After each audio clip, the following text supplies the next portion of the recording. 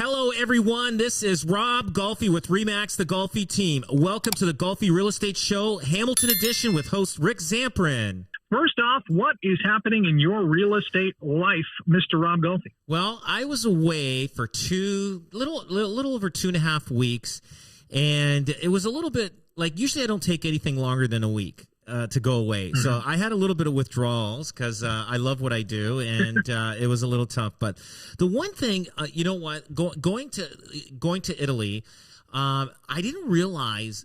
I think most of Italy is not. There's hardly any flat land there. Everything's on like terrain, like it's, and I realized that back even 1,000 years ago, or even 2,000 years ago, people there had to learn how to build on sides of mountains. Like, I mean, I'm not saying like sides of major big hills, and right. Like the engineering that went in back those days. Like, Rick, I just don't know how they did it. Like, and for the homes to still be standing, that's amazing. Yeah, like it's incredible of what the technology they had back then. And they didn't have cranes, they didn't have bulldozers, they didn't like everything was done like pretty well but probably like horse and buggy or whatever. Who knows what they used, but I was just totally amazed at. The architecture, and especially in Rome, the Colosseum. Like, look how big that is, bigger than the Rogers Center. Okay, and they said that they could sit 60,000 people in there with 10,000 people working, and I'm like, wow. You got to be kidding me. And I mean, and that's way back then, and just incredible. Like, I was just amazed at the architecture and like you said, and it's still standing, houses and buildings and especially the ones that are on the side of a cliff. Like I don't know. Like, I mean, I wouldn't even trust today's technology on the side of a cliff. I would never build a house on the side of a cliff. Can you imagine back those days? Like, how did they secure it? Like, how did they do it? But that was totally amazing. Now, I tried to go to a few real estate offices, but we know Italy, they have their afternoons off for I guess a little nap, I guess a little siesta. So a lot of the offices I went, they were closed all the time. So either they were not many people working in there, so they were out on appointments, but also they were probably on like siesta, I guess, as they would call it. And so I didn't get a chance to talk to any real estate agents that I really wanted to. I could have made an effort, but the one thing, Rick, did you see the picture of my family that we went? Did you see all the luggage? Yes. Oh my gosh. You know what? I'll tell you. I'm that type of person that I'm all in. I book something, I'll do something, but I didn't foresee how much luggage we would have. we had like strollers, car seats, and there was 10 adults, 4 little kids, 4-year-old, 2 2-year-olds, and a infant. And I said to the kids, I said, we got to do this picture, and I wanted to do it in Italy, and it was early in the morning. And it didn't work out, so we did it when we got back home in front of the house. I told the guy that dropped us off with all the luggage, I said, hey, listen, pile it up over here. We want to take one quick picture in front of the luggage just to remember this this crazy trip that we went on. It's once in a lifetime. We enjoyed it very much. And so it was good. But during the trip, so before I left to go on the trip, my mom was ill, right? And we discussed that if I was hoping when I get back that I would see her again, but she passed away while we were in Italy. Now, we did discuss while we were in Italy, if she did pass, that we would wait for the funeral. I talked to my sisters. I got 3 sisters. We would wait till our whole family got back to do the funeral, and it was all discussed and everything. But I didn't realize how fast she rapidly deteriorated after we left. Like, I talked to her every single day, and I talked to her just probably 6 hours before she passed away. And then I stopped posting a little bit after that because I was posting stuff a little bit as we were in Italy. But then after that, it was kind of hard to, do any postings. Sure. You know, like say, hey, here I am in front of so and so, and it was difficult, but anyway, it was all you know, we all knew things were going that way, but it would have been nice if she if I was back in time, but that's life, that's how it goes. And she had cancer of the liver and kidneys, which is something that when you got that, there's no you got no chance. That's all there's to it. So, Right. so she passed away within a year of my dad. It was about a year ago exactly, almost to the day that my dad passed away last year. So God bless my mom, and she's there with my dad, and I want to thank my sisters for my three sisters for being there with my mom at the end to make it easier for her. But otherwise. We heard George Clooney's house just came up for sale in Lake Como for $107 million. And I'm sure a lot of that is inflated just because he owned it. So it's always, I'm sure he's going to make pretty decent money on there. But the stats are out. I know they came out about 10. Where are we today? Today the 16th or something like that. So they came out around the 7th or 8th. So things are bouncing up and down in different areas every month. Did you see how Hamilton, it goes up, goes down, goes up, goes down, like in the last 6 months? And same thing, Burlington took a little bit of a beating in August, and they really dropped quite a bit. So August looks like was a good month to be a buyer. Brantford, held strong. St. Catharines, they're holding on slightly, nothing major. They're at a medium price was $600 in St. Catharines. Niagara Falls medium price is $615,000. In March and April, the medium price, the benchmark price in March, April, it was like we're at $660 to $665, so it dropped. And so things are changing out there, but. What's your thoughts on the stats there, Rick? Well, I got a couple questions just on the stats, and the first thing that jumped out to me was the Hamilton kind of up and down, whether it was Dundas or the Mountain or Stony Creek. I mean, there's a lot of ups and there's a lot of downs, both for sales and prices. Was that foreseen? Was that kind of mishmash something you were expecting to see, or is this a bit of a surprise, especially considering it was the summer? You know what? It's hard to tell, but I think we're going to see a lot of this for the next 12 months. I really do, just because of the fact everybody's sitting on the fence. So the people that are buying houses right now are the people that need to buy a house, and people that want to buy a house, first time buyers. They just want to get into the market. Now, there's a lot of negative press going out there. Everybody's thinking there's going to be a recession. There probably could be a recession, but they also think housing prices is going to come down. Rick, I'm going to tell you, I do not think housing prices are going to come down next year. I think they will level out just like they are now. It's going to be up and down throughout the year. So it just depends on what month you're going to buy your house on. And but otherwise, we still have a shortage of homes in Canada, and especially in Ontario. Ontario and Vancouver are the two most expensive provinces in Canada to buy a house. But I think it's just leveling off. And we're just going to be sitting there for a while. We got so much immigration happening into this country that it's just going to keep the prices strong. Trudeau was in London making a speech, and he was asked the question, how what are you going to do for the housing market? He goes, house prices are not going to go up. They will go up. Maybe not next year, but they're not coming down. And I'll tell you, they're going to float around where they are now. And but we will see another boom, just like I said, in 2026 and 27. And but yeah, like Hamilton. Especially if you're still talking about a year ago, in Hamilton, it's up 1% from, basically in August to August. And then we got Ancaster down 12%. And the high end markets, they are down. the high-end markets like Ancaster, Burlington. Burlington, for instance, well, actually, from year over year, in August 2022, Burlington benchmark price was $930,000. Right now, it's $960,000. So it went up about 3%.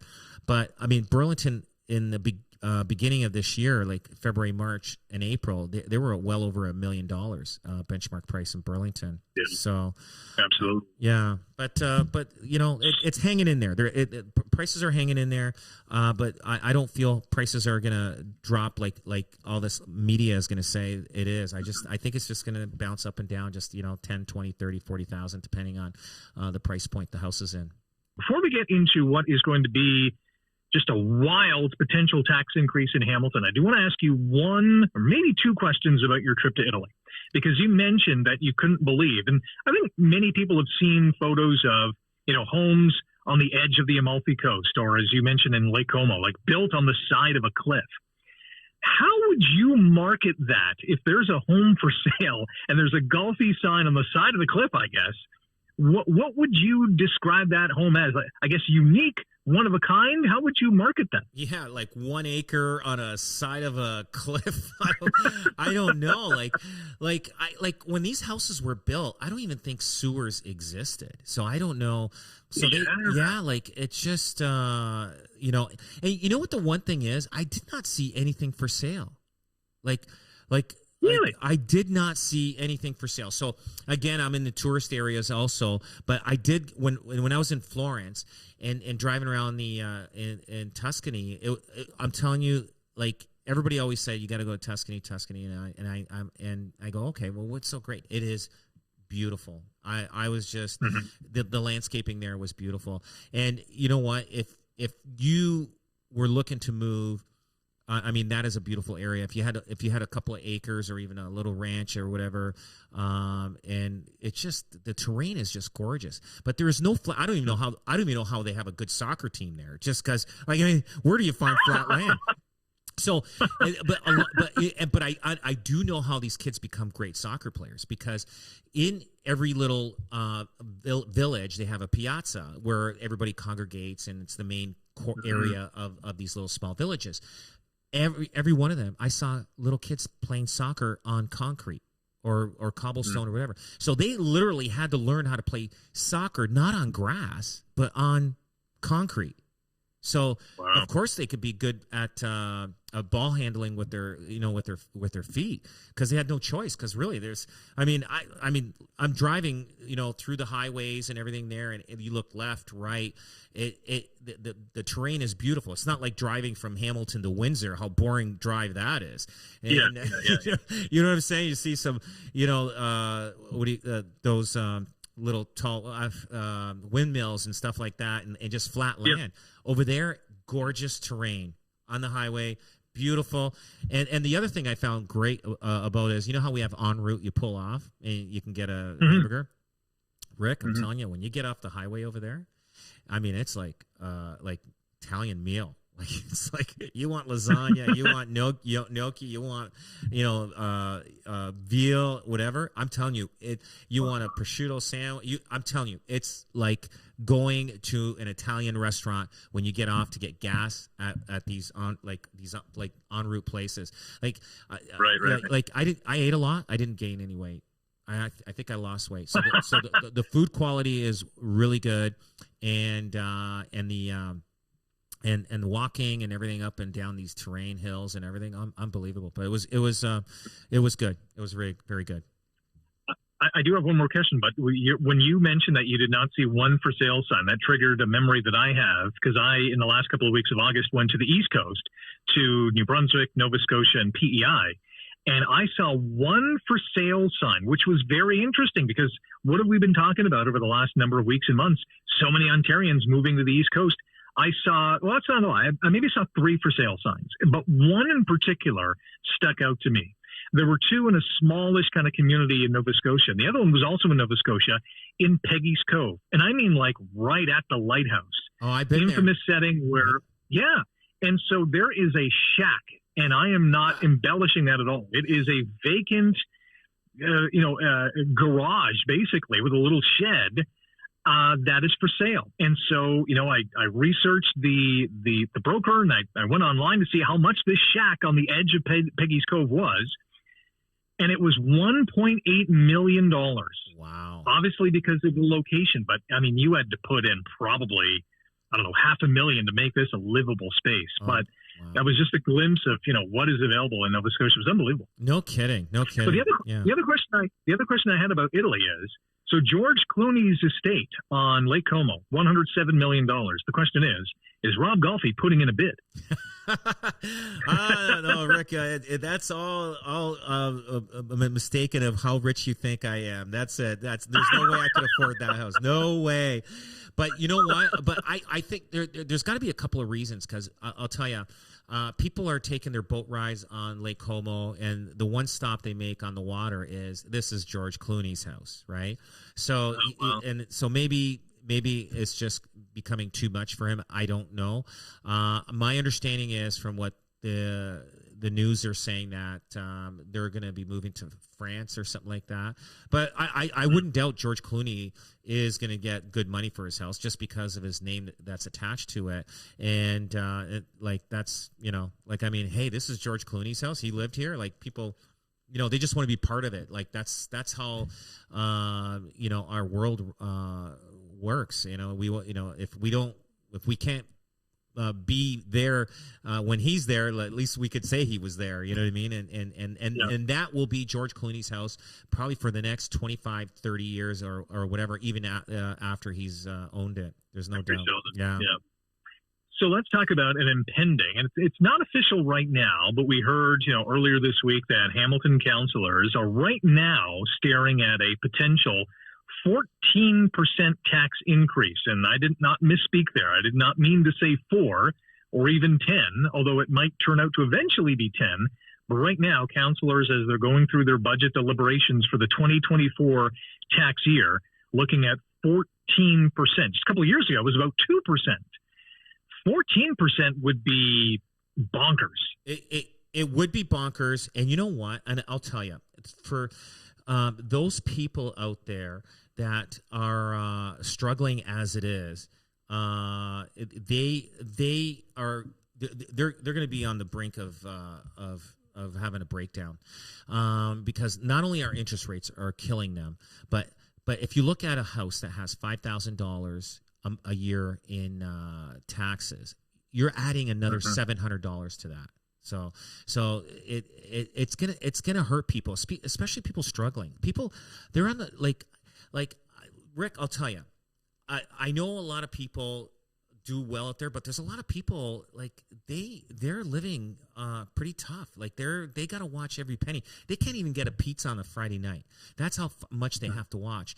And so with this 14% increase, 14.2% increase is just going to throw people over. It's especially with interest rates and everything else. So think about this. You bought a house 3 years ago, 4 years ago, and your interest rate's at 2%. So now, coming into 2024, your interest rate's going to go up to 6% or more. Okay, now you're going to spend $700 more on your taxes. You are basically paying more for all utilities. You're paying more for food. You're paying more. It's just coming at you at all different directions, and a lot of these people don't have any extra money that they can say, okay, like sometimes they wait for income tax time come in. Maybe they got an extra couple thousand coming in, and that just gives them a little bit of a breather and maybe go out for Swiss Chalet and have a nice little dinner with their family, and that's it after they pay all their bills. But this is going to put people over the edge to a certain degree, especially with people's renewals that are coming up with the interest rates next year. You mentioned it. This is about if it turns out to be 14%, which, usually it starts really high and they kind of whittle it down a little bit. Although, there was at one point last year where it was high, and then at the last second, they dropped a couple of percentage points. So I doubt the final number is going to be 14, but let's just say, for argument's sake, that it is 14%, and it's, an extra $700 a year. That's $50 a month that a lot of people, as you mentioned, they don't have. It is, and it's after tax dollars. So think about this: if you're making, let's say you make $100,000 a year. Let's say household income is $100,000. You're taxed at 50% regardless. So that means you net $50,000. Right. So you're already paid. $50,000 off the $100,000 that you made gross income. So now you got $50,000 to live on. You divide that up by 12, Rick. It's tough. It's tough, and I think we are going to be. It's going to be a little tough for about another year, and then things are going to kind of relax. If people just can hang in there and find a way to manage it, I think we'll be good. But it's just with the interest rates and everything happening, we just gotta manage it. That's all. Just gotta manage it and just hang in there, and then it'll get better because it won't last like that. It won't last. So let's transition to tiny homes. It is one of the hottest topics in Hamilton because right now there is a pilot project approved by City Council to go and be stationed along Strawn Street East in the North End between James and Houston Streets. And a lot of people are not happy with how this has gone down. They're really complaining about the public consultation process because the city approved this tiny home community. There's 25 of them that are going to be in this park. And a lot of people are crying foul that the consultation process came after that this was all approved. And so while the city, in my opinion, has kind of bungled this whole thing, the fact of the matter is, at least at this point, this tiny community is going ahead. Do you see this pilot project being a success and being something that can expand in the city, or are you thinking some pretty bad things? You know what? It's already happening in that area. Like they're, and I think the city just wants to clean it up and say, hey, like we don't need all these tents coming, all over the, right. the property and garbage everywhere.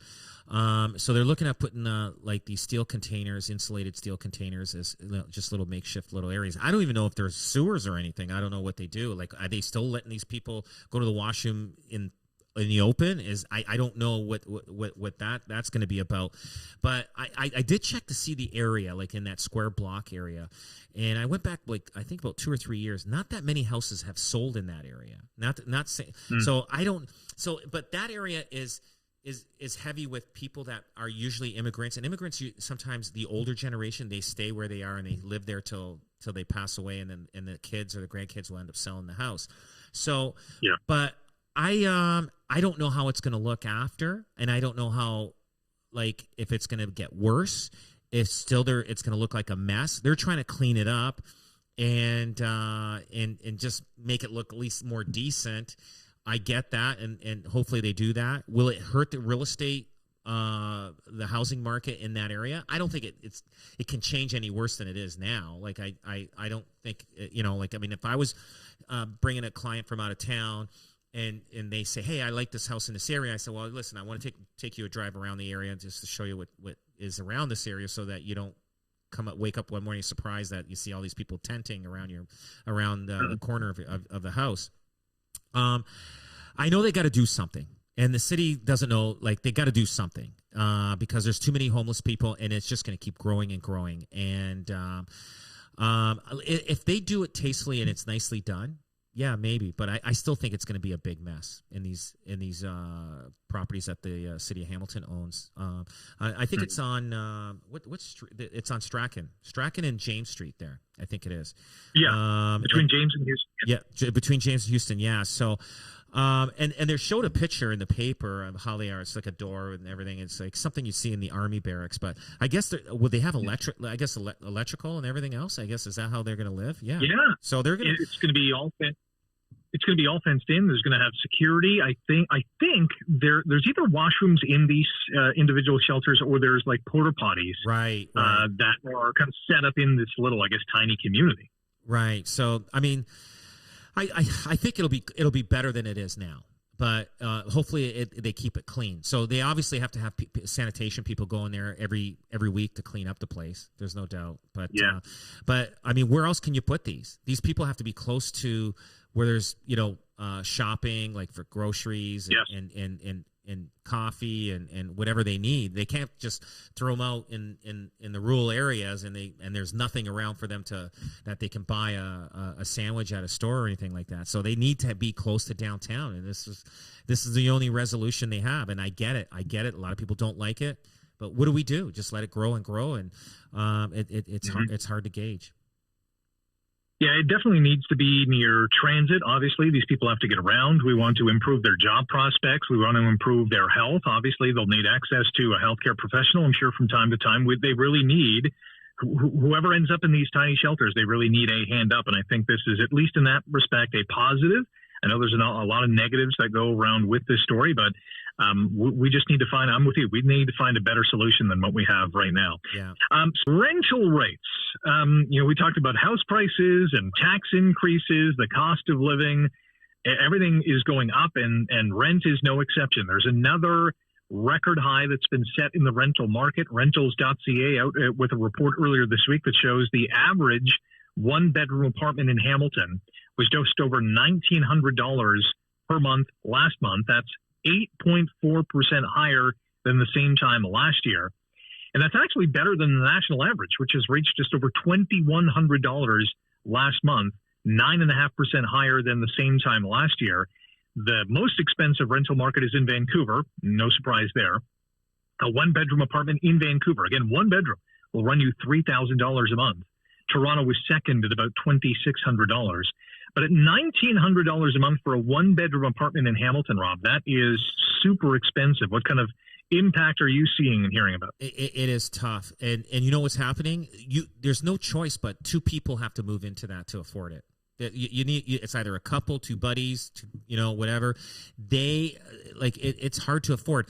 Now, I went to check and see online just to see what the next best option is. And the next best option, Rick, I went and is renting a room in a house. So basically, you're in a house, and they range from like $650 to $800, even higher a month, and you just get a bedroom.